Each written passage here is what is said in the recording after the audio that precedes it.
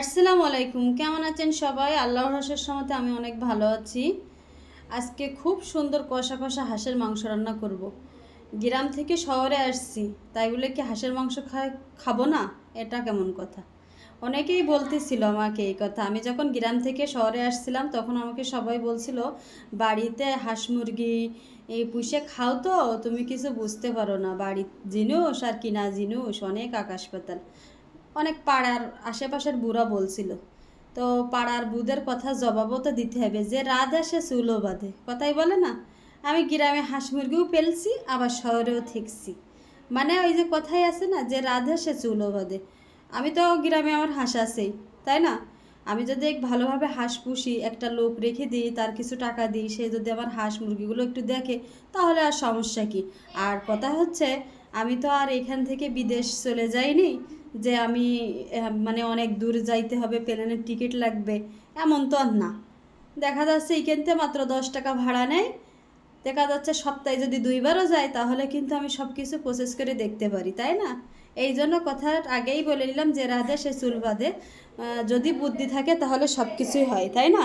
সব কিছু সমাধান করা যায়। এখান থেকে আমার মেয়েদের লেখাপড়াও আমার সুবিধে হচ্ছে, আবার এদিকে আমি বাড়িতে হাঁস মুরগিও পালতে পারছি।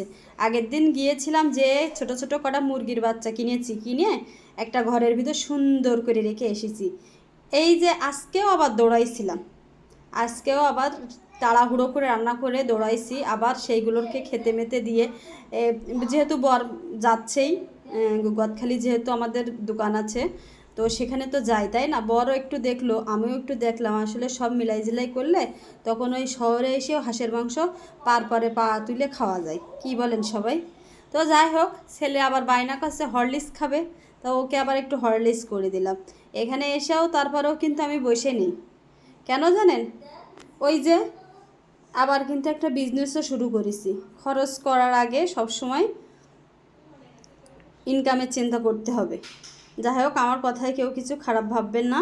কথাটা খুব মানে কষ্টের সহিত বললাম। আসলে আমাকে অনেকে খুব বলছিল যে শহরে গেছে মজা এবার বসবে, এমন কথাই বলছিল। তো আসলে কিছু মানুষের জবাব দিতে চাই, কিন্তু আসলে দরকার পড়ে না জবাব দেওয়ার।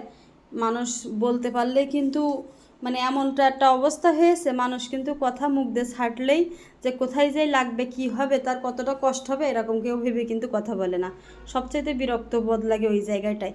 জীবনে যে কি নিঃস্বার্থভাবে আমি আমার নিজের ফ্যামিলিদের, মানে আমার বরের ফ্যামিলির মানুষকে ভালোবেসেছি, তা সে একমাত্র আল্লাহ জানে আর আমি জানি। তার প্রতিদান তারা যে আমার কিভাবে দেয়, সেটা আর বলে বোঝানো যাবে না।